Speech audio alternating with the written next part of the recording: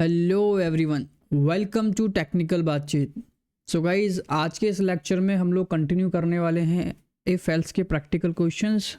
तो जैसे कि आप सभी को पता है, हमारे पास टोटल 12 क्वेश्चंस थे इफ एल्स के, जो मैंने आप लोगों को दिए हैं सॉल्व करने के लिए, जिसमें से हमने टोटल 6 क्वेश्चन फर्स्ट लेक्चर में इफ एल्स के क्वेश्चन में हमने कर लिए थे।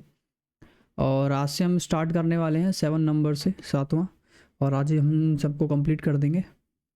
तो चलिए ये स्टार्ट करते हैं। तो 7th क्वेश्चन क्या कहता है कि if your city is Delhi then your salary will be 25,000 else 50,000। तो क्या कहा है कि अगर आपकी सिटी दिल्ली है तो आपको 25,000 रुपीज़ मिलने हैं। ओके, मतलब आपकी सैलरी जो है 25,000 होगी।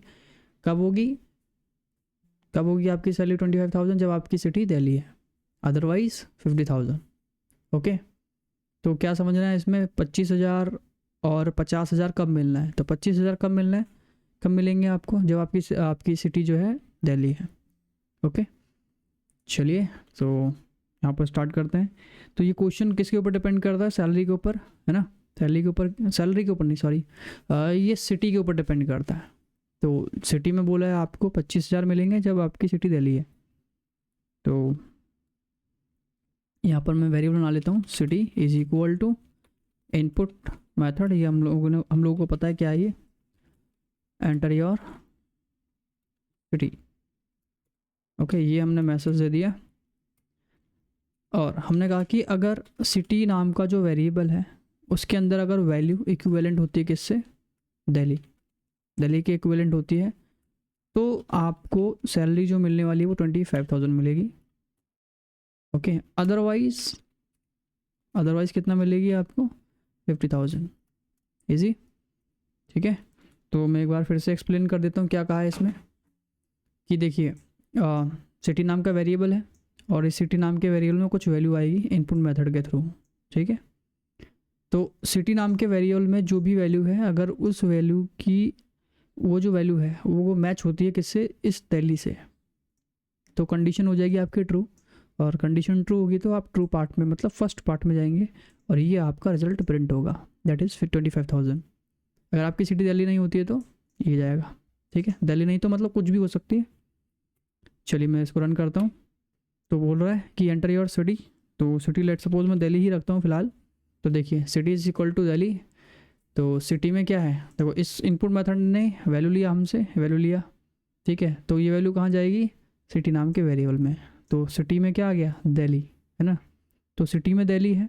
क्या जो सिटी में दिल्ली है वो इक्विवेलेंट है जो हम जिससे हम मैच कर रहे हैं उस दिल्ली से? यस, दोनों सेम है, क्योंकि मैंने जो दिल्ली दिया है सिटी में, सॉरी, ये जो दिल्ली हमने दिया है सिटी नाम के वेरिएबल में, इसकी स्पेलिंग देखिए, और हमने जो यहाँ पर लिखा है इसकी स्पेलिंग, दोनों मैच करती हैं। तो कंडीशन ट्रू हो गई ना? ट्रू हो गई तो 25,000 आंसर आना चाहिए, देखिए। यस, और अगर हम कुछ और देते हैं तो मैंने कर दिया मुंबई, एंटर करते हैं तो देखिए क्या है? 50,000। तो क्या हुआ होगा यहाँ पर कि हमने इस सिटी में क्या दिया? इस बार मुंबई दिया। तो क्या मुंबई की जो वैल्यू है इक्विवेलेंट है क्या दिल्ली से? नहीं है, कंडीशन फॉल्स हो गई। इस वजह से ये फॉल्स में यहाँ पर आ गया, ठीक है। तो इसको थोड़ा डेकोरेट कर देते हैं। मैं यहाँ पर बोल देता हूँ योर सैलरी इज कितना? 25,000, ठीक है। मैसेज हमने इस तरीके से रख दिया और यहाँ पर हम कर लेंगे योर सैलरी इज 50,000।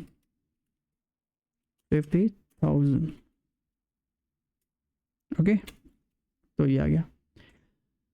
देखिए, देखो मैसेज प्रिंट अच्छे से आपको कराना है, ठीक है। क्यों बोल रहा हूँ मैं यहाँ पर आपको ऐसा? क्योंकि ये जो है कोड किसी को नहीं दिखने वाला, ठीक है। यूज़र को क्या दिखेगा? ये वाली चीज़ें, ठीक है। वेबसाइट बनाएंगे उसमें अलग होता है, बट यूज़र को इजी इंटरफेस चाहिए, उसको कोडिंग से मतलब नहीं है। तो आपको शो करना अच्छी तरीके से। ये जो 25,000 आप दिखा रहे हैं वो क्या है, तो समझ आएगा। योर सैलरी दिस, तो समझ आता है कि सैलरी जो है 25,000 है ना?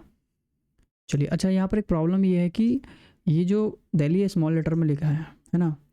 अब मैं अगर प्रोग्राम रन करता हूँ और अपना जो दिल्ली है वो कैपिटल लेटर में करता हूँ, तो आप सभी को पता है कि स्मॉल लेटर और कैपिटल लेटर में डिफरेंस होता है हमारी पाइथन की प्रोग्रामिंग के अंदर, मतलब मैक्सिमम प्रोग्रामिंग के अंदर, ठीक है। तो ये जो दिल्ली है कैपिटल लेटर में है, तो वो कहाँ जाएगा, सिटी नाम के वेरिएबल में जाएगा। तो हम यहाँ पर ये सिटी आ गया, सिटी मतलब कैपिटल में दिल्ली है, क्या दिल्ली, देखो सिटी में क्या हो गया, वो ये वाला दिल्ली, कैपिटल में दिल्ली आ गया इस तरीके से। और हम इसको किससे कंपेयर करा रहे हैं, जो स्मॉल में लिखा हुआ है। तो आप ही बताइए क्या ये दोनों इक्विवेलेंट है क्या, ये स्पेलिंग में इक्विवेलेंट है लेकिन केस में नहीं है। केस मतलब जो इसका लेटर है स्मॉल और कैपिटल, ठीक है। तो ये दोनों डिफरेंस है, दोनों में डिफरेंस है, तो कंडीशन फॉल्स होने वाली है, ठीक है। तो ये कैपिटल दिल्ली क्या इक्विवेलेंट है स्मॉल दिल्ली के, कंडीशन फॉल्स होगी तो आपको मिलेगा 50,000 आया। लेकिन आप तो ये बोलोगे ना, ये तो बोलोगे कि भाई मैंने स्पेलिंग तो दिल्ली ही लिखी है, गलत थोड़ी लिखी है, सही लिखी है। तो उस केस में आप इसमें मेंशन कर सकते हो, जैसे यहाँ पर पूछ रहे हैं एंटर योर सिटी, तो आप बोल सकते हो enter your city in small letter, है ना, ऐसा मैसेज दे सकते हो। या आप एक काम कर सकते हैं कि जो भी यूज़र दे रहा है ना, आप उसको स्मॉल लेटर में कन्वर्ट कर लो, ठीक है। तो हमारे पास पाइथन में एक फंक्शन होता है जो सभी लेटर्स को स्मॉल कर देता है, मतलब स्मॉल लेटर। तो आप कैपिटल रखो या स्मॉल रखो, वो सबको स्मॉल कर देगा ऑटोमेटिक। अगर आप कैपिटल दिल्ली भी दोगे तो ये स्मॉल दिल्ली में कन्वर्ट कर देगा। तो स्मॉल दिल्ली हम चेक करेंगे यहाँ पर, ठीक है। देखो मैं करके दिखाता हूँ एक बार। तो अगर मैं कैपिटल में दिल्ली लिखता हूँ तो देखो आंसर सही आया, और स्मॉल में भी लिखूँगा तब भी इसको आंसर सही मिलना चाहिए। देखो दोनों केस में 25,000 है, यही तो क्वेश्चन तो यही बोल रहा है ना। क्वेश्चन ये नहीं बोल रहा स्मॉल लेटर या कैपिटल लेटर, क्वेश्चन क्या बोलता है कि सिटी दिल्ली है तो 25,000 मिलेगा। तो अगर आपकी सिटी दिल्ली है ना, तो सिटी स्मॉल में मैं लिखूँ या कैपिटल में लिखूँ, दोनों केस में आंसर 25,000 ही आना चाहिए, है ना। तो ये फ़ायदा है इसका कि जो भी लेटर आएगा वो स्मॉल में कन्वर्ट कर देगा, ये वाला कोड, ठीक है। चलिए ये हो गया। नेक्स्ट क्वेश्चन नंबर 8 में क्या है कि if your designation is manager then your salary will be 80,000। ये भी ईजी है कि अगर डेजिग्नेशन मैनेजर है तो आपकी सैलरी 80,000 मिलेगी, बाकी सबको 34,000, ठीक है। तो ये क्वेश्चन किसके ऊपर डिपेंड है, डिपेंड करता है डेजिग्नेशन के ऊपर। अच्छा डेजिग्नेशन है क्या, ये आपको बता देता हूँ। डेजिग्नेशन एक तरीके से एक पद होता है, ठीक है, या पोस्ट कह सकते हो। किसी भी कंपनी में अगर आप काम करो तो वहाँ पर आपकी एक पोस्ट होती है, एक पद होता है कि आप क्या हो, मैनेजर हो, डायरेक्टर हो, प्रिंसिपल हो, आईटी मतलब आईटी के पर्सन हो, ठीक है, डेव के हो। तो सबकी अपनी अपनी डेजिग्नेशन होती है, तो उसको बोलते हैं डेजिग्नेशन, ठीक है, मतलब जो आपका पद है, ओहदा है। तो ये क्वेश्चन किसके ऊपर डिपेंड है, मतलब सैलरी कब मिलेगी, 80 कब मिलेगा, 34 कब मिलेगा, ये डिपेंड करता है आपकी डेजिग्नेशन के ऊपर कि आपकी डेजिग्नेशन क्या है ना। तो वेरिएबल बना लेता हूँ डेजिग्नेशन के नाम से मैं, DEG शॉर्ट फॉर्म में। यहाँ पर मैंने कर दिया इनपुट और मैंने कहा एंटर योर डेजिग्नेशन इस तरीके से।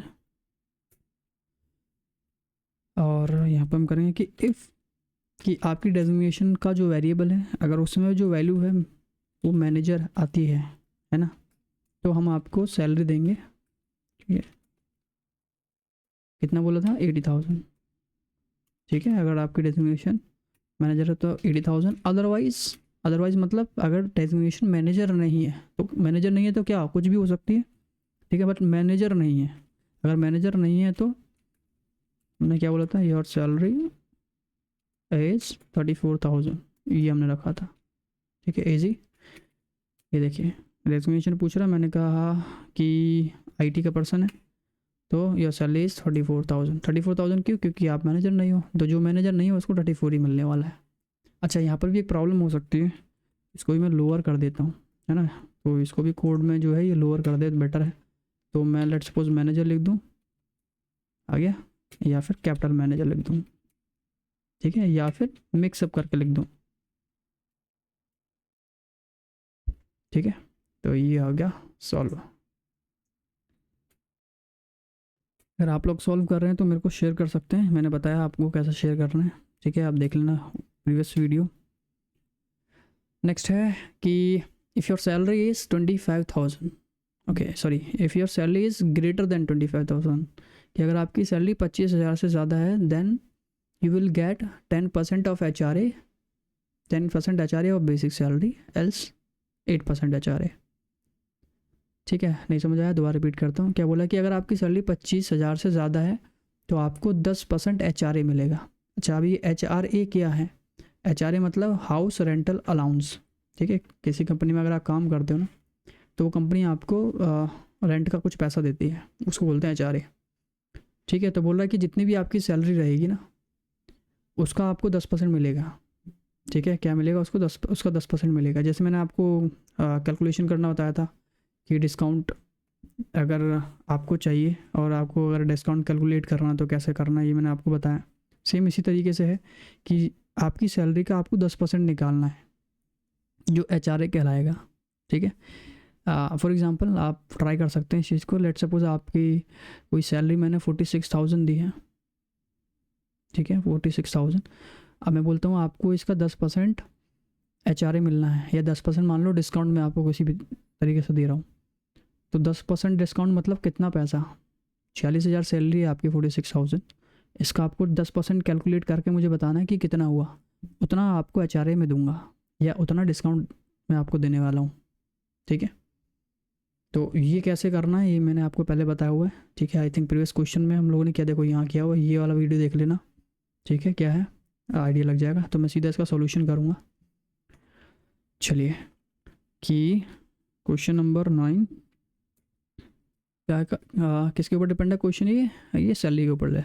तो सैलरी नाम का वेरिएबल बना लेते हैं, और सैलरी मतलब इंटीजर में वैल्यू आएगी, कन्वर्ट कर लेते हैं इसको इनपुट।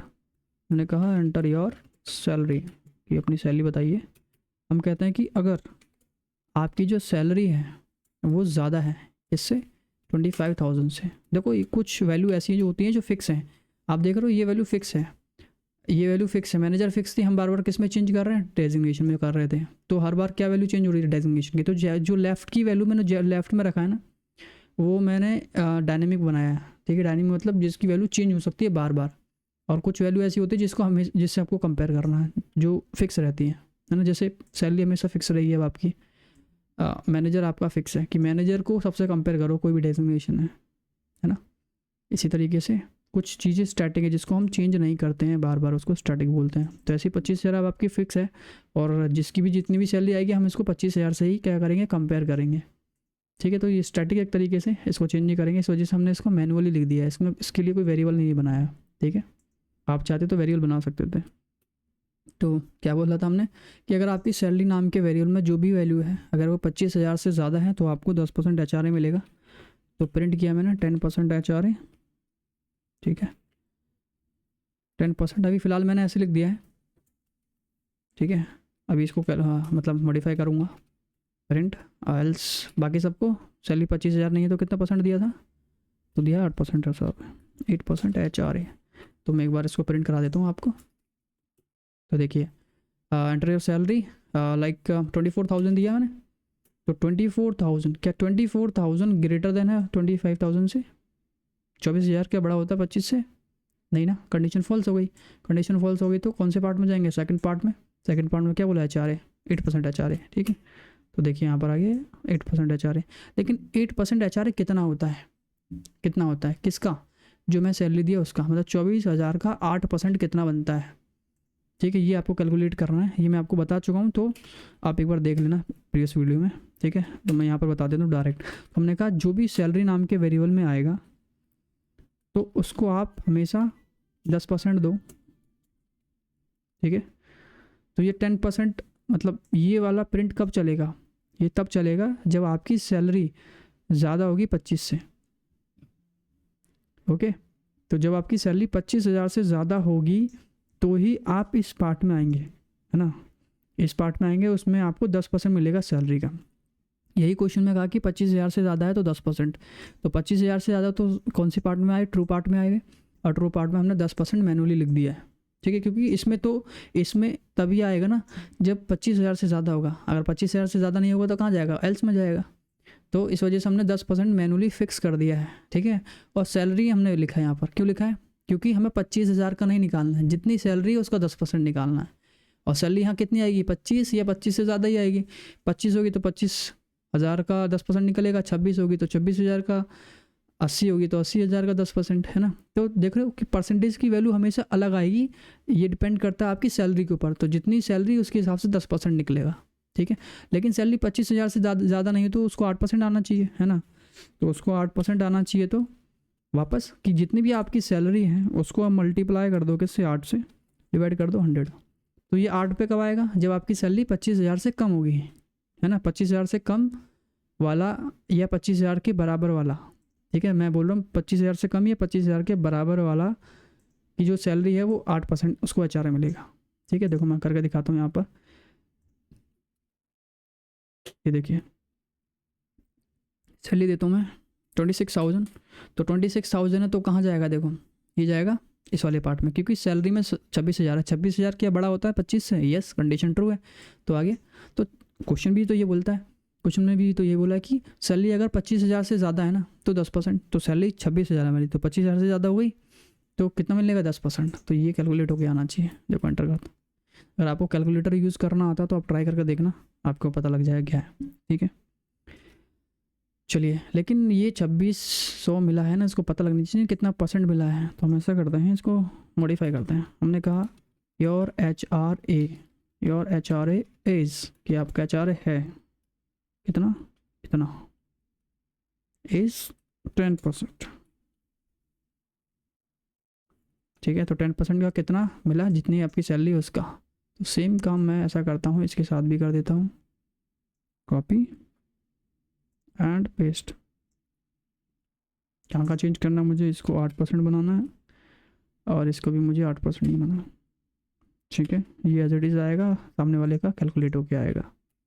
चलिए, तो 26 बोला था, देखिए योर HR इज 10% मिला, तो 10% निकाल लो 26,000 का, ठीक है।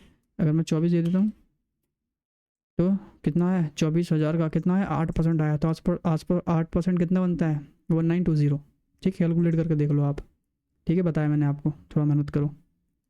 अच्छा, अगर 25,000 ही हुआ तो ज़रा सोच कर मुझे बताइए, अगर मेरी सैलरी 25,000 ही है तो 10% मिलेगा या 8% मिलेगा, ये आपको सोच कर बताना है, ठीक है। पॉज कर देना वीडियो, फिर मैं बता देता हूँ। तो देखिए सैलरी है 25,000, क्या बोला है कि सैलरी 25,000 क्या ज़्यादा होता है 25,000 से। अब बताइए क्या 25,000 से ज़्यादा होता है, कंडीशन क्या होगी, फॉल्स होगी। यहाँ पर क्या बोला 25,000 ज़्यादा है 25,000 से, ये तो कंडीशन फॉल्स है ना, क्योंकि 25,000 से ज़्यादा नहीं होता। कंडीशन फॉल्स हो गई तो कहाँ जाएगा, सेकंड पार्ट में। तो उसको कितना मिलेगा 8%, ठीक है। देखो 8%, क्वेश्चन भी फिर से रिपीट देख लो, क्या बोला है कि 25,000 से ज़्यादा वालों को 10% मिलेगा, 25,000 के बराबर वाले को नहीं बोला है, 25,000 से ज़्यादा, ठीक है। चाहे 25,000 एक पैसा भी होगा ना तो भी तो 10% मिल जाएगा, लेकिन 25,000 से ज़्यादा होना चाहिए, ठीक है। तो 25,000 वाले को 8%, ठीक है। चलिए नेक्स्ट क्वेश्चन 10, बोला कि if your age is greater then 18, greater than और इक्वल टू 18, 18 या 18 के बराबर है, सॉरी 18 से ज़्यादा या उसके बराबर है तो वोट कर सकते हैं। ये हम लोग कर चुके हैं वैसे, इसके लिए ज़्यादा मेहनत नहीं करनी है मुझे। सिंपल क्या कर देंगे हम लोग, इनपुट INT, क्योंकि सैलरी आएगी न्यूमेरिक वैल्यू में, उसको कन्वर्ट करना पड़ेगा इंटीजर में। हमने कहा एंटर योर एज, एज डालो भाई। तो हम कहेंगे कि अगर आपके एज नाम के वेरिएबल की जो वैल्यू है उसकी वैल्यू अगर ज़्यादा है या बराबर है किससे, 18 से, तो आप वोट दे सकते हैं, ठीक है, वोट कर सकते हैं। अदरवाइज मतलब अभी आपको पता ना, अदरवाइज मतलब कौन, कैन नॉट वोट। इस क्वेश्चन को दो तरीके से करना है, मैं आपको पहले भी बता चुका हूँ कैसे करेंगे, ठीक है। तो जिसकी सैलरी सॉरी जिसकी एज 18,000 से, मतलब एज 18,000 से ज़्यादा कैसे होगी भाई, एज 18 से ज़्यादा है या उसके बराबर है तो वोट कर सकते हैं, अदरवाइज कैन नॉट वोट आएगा। तो अब आप मुझे वो कंडीशन बताइए, क्या कंडीशन बतानी है आपको कि कैन नॉट वोट कब आएगा, वो बताना है कि कैन नॉट वोट कब प्रिंट होगा, ठीक है। ये आप लोग को मुझे बताना है, ठीक है। अभी हम लोग क्या बोलते हैं, देखो फ्लो में बोलते हैं कि अगर जिसकी एज 18 से ज़्यादा है या उसके बराबर है तो उसको वोट मिलेगा, अदरवाइज कैन नॉट वोट आएगा। तो अदरवाइज, इस अदरवाइज का कंडीशन क्या है, क्या है उसकी कंडीशन, वो आपको बतानी है। ठीक है, अगर आपको नहीं पता कमेंट कीजिए, मुझे नहीं पता, या मुझे बता दीजिए, मैं आपको बताऊँगा। ठीक है, ईजी है, मैं आपको बता चुका हूँ पहले। ठीक है, इसके प्रीवियस वाले लेक्चर में। अच्छा, मैंने इसको प्रिंट ही नहीं कराया ना, सीधा कमेंट। ओके, कोई नहीं। चलिए 18, देखो वोट कर सकता है, 18 से कम 17 वोट नहीं कर सकता, 19 वोट कर सकता है, ठीक है, 17 वोट नहीं कर सकता। ठीक है, अच्छा, ठीक है, इजी, ये तो हम कर चुके हैं, इस वजह से मैंने थोड़ा फास्ट कर दिया इसको। चलिए 11 में वो बोलता है कि ओके, 1 मिनट, भूल गया हमने। अच्छा, 11 वाला पहले कर दिया, 10 वाला छोड़ दिया, सॉरी माय बैड। यहाँ पर हमको 10 करना है। चलिए, तो 10th में क्या बोलता है कि if your course is advance excel, कि अगर आपका कोर्स एडवांस एक्सेल का है then your fees will be 2500, 2500 रुपये फ़ीस है। कब? जब कोर्स आपका एडवांस एक्सेल है, अदरवाइज 2000। ठीक है, 2000 फीस है। तो 2000 फीस कब है? जब एडवांस एक्सेल नहीं है। और 2500 कब है? जब एडवांस एक्सेल आपकी फ़ीस है। तो क्वेश्चन किसके ऊपर डिपेंड करता है? ये आपके कोर्स के ऊपर, कि आपका कोर्स क्या है ना। तो वेरिएबल भी कोर्स नाम का बना लेता हूँ। ठीक है, वेरिएबल तो किसी भी नाम से बना सकते हो, है ना। Enter your course name, course name. चलिए, हमने कहा कि इफ़, कि जो कोर्स नाम का वेरिएबल है अगर उसकी वैल्यू इक्विवेलेंट है एडवांस एक्सेल से, तो ठीक है, जो मैंने बोला ना वो देखो लिखा और साथ के साथ बोला है मैंने, आपको थोड़ा समझना है कि जो हम लिख रहे हैं ना उसका क्वेश्चन क्या है। ठीक है, तो अगर आपके पास क्वेश्चन भी नहीं है तो इससे कंडीशन से बता सकते हो। देखो क्या बोला कि अगर आपका कोर्स बराबर है एडवांस एक्सेल से तो आपकी फ़ीस होगी कितना? 2500। अदरवाइज आपकी फ़ीस होगी कितना? 2000। ठीक है, तो अगर कोर्स एडवांस एक्सेल है तो अच्छा, इसमें लोअर लगा देता हूँ। देखिए, कोर्स एडवांस एक्सेल है तो 2500, अदरवाइज 2000। ओके, तो मैंने बोला कि एडवांस एक्सेल है, ठीक है, तो यस 2500 रुपये आ गया। ठीक है, अदरवाइज ये, अच्छा अदरवाइज 20,000 है ना। तो ये अदरवाइज का क्या मतलब है यहाँ पर, ये आपको बताना है। अदरवाइज मतलब कौन सी कंडीशन यहाँ पर मैच होगी, ये आपको बताना है फिर से। लास्ट क्वेश्चन क्या बोला कि if your country is India, country अगर इंडिया है तो इंडियन हो, अदरवाइज फॉरनर। ओके, तो कंट्री पर डिपेंड करता है वापस। तो इनपुट एंटर योर कंट्री, तो हम कहेंगे कि अगर आपकी कंट्री की वैल्यू इक्विवेलेंट है इससे, इंडिया से, तो आप प्रिंट कर दो इंडियन, है ना। अदरवाइज प्रिंट कर दो क्या? फॉरनर। ठीक है, चलिए इसको भी मैं लोअर कर देता हूँ, नहीं तो प्रॉब्लम होगा इसमें भी। चलिए, कंट्री इंडिया, देखो इंडियन, कंट्री यूएसए, फॉरनर। ऐसा नहीं है कि यूएसए तभी फॉरनर, देखो अगर आप इसमें गोवा भी कर दोगे तो भी फॉरनर बताएगा। मतलब हमारा मेन प्रोस्पेक्टिव क्या है यहाँ पर, मेन मुद्दा ये है कि ये उन सभी लोगों को इंडियन बोलेगा जिसकी कंट्री इंडिया है ना। अगर आपने इंडिया लिखा है तो ही वो इंडियन है, बाकी सब फॉरेनर बोल दिए इन्होंने। ठीक है, वैसे गोवा कोई फॉरेनर वाला बंदा नहीं है, ठीक है, इंटरसिटी में ही है। तो इसने इस कंडीशन को मैच किया, ये कंडीशन जहाँ मैच हुई उसको इंडियन बता दिया, बाकी सबको फॉरेनर बता दिया है। ठीक है, तो इस तरीके से वर्क किया है। ऐसा नहीं कि ये सच बता रहा है कि यूएसए वाली ही फॉरेनर है, ये कंडीशन के ऊपर डिपेंड है, आपको बोलना पड़ेगा। ठीक है, तो ये भी कंप्लीट है, तो ये हो गया हमारा डन। तो अभी भी कुछ क्वेश्चंस अगर आपके रहते हैं, कोई डाउट रहता है अभी भी, तो कमेंट करके बताइए मुझे ज़रूर। ठीक है, और चीज़ें आपको समझ आ रही है तो लाइक शेयर सब्सक्राइब तो बनता ही है ना। चलिए फिर अभी के लिए इतना ही, मिलते हैं नेक्स्ट लेक्चर में। Thank you so much.